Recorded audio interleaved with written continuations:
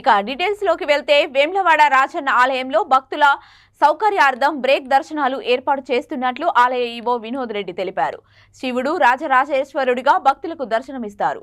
భక్తుల రద్దీ ఎక్కువగా ఉంటుంది అన్నారు. శ్రావణ మాసం, కార్తీక మాసం, శివరాత్రి సమయంలో విసుకవేస్తే రాలనంత జనం వస్తారని టెంపుల్ ఈవో వినోద్ రెడ్డి తెలిపారు. ఆ పరమశివుడిని దర్శించుకొని తరిస్తుంటారు.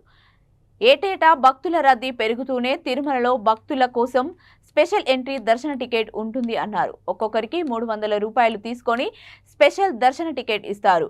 టీటీడీ యాప్ ఆన్లైన్లో మాత్రమే టికెట్ బుక్ చేసుకునే అవకాశం ఉంది అని వారు తెలిపారు. భక్తుల రద్దీ పెరుగుతోంది. ఆ క్రమంలో ఎమ్మెల్యే వీటీఏడీఏ అధికారులతో సమావేశం నిర్వహించారు.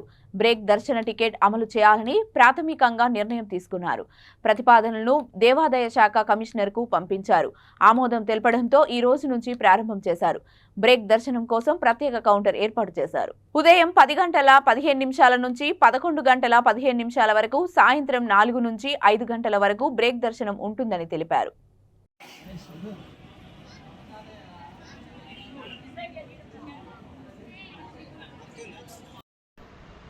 వేములవాడ రాజన్న దేవాలయంలో నేటి నుంచి శ్రావణ మాసం సోమవారం సందర్భాన్ని పురస్కరించుకొని భక్తుల సౌకర్యార్థమై, అలాగే విఐపి ప్రోటోకాల్లో వచ్చే భక్తులకు సౌకర్యార్థమై ఈరోజు గౌరవ ఎమ్మెల్యే గారి చేతుల మీదుగా బ్రేక్ దర్శనం సదుపాయాన్ని భక్తుల కోసం కల్పించడం జరిగింది.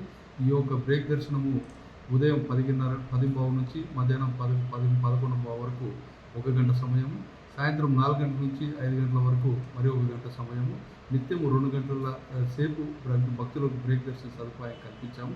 ఈ యొక్క బ్రేక్ దర్శనము ఉదయం 500 మంది టికెట్లు ఇస్తాము, సాయంత్రం 500 మందికి టికెట్లు ఇవ్వడం జరుగుతుంది.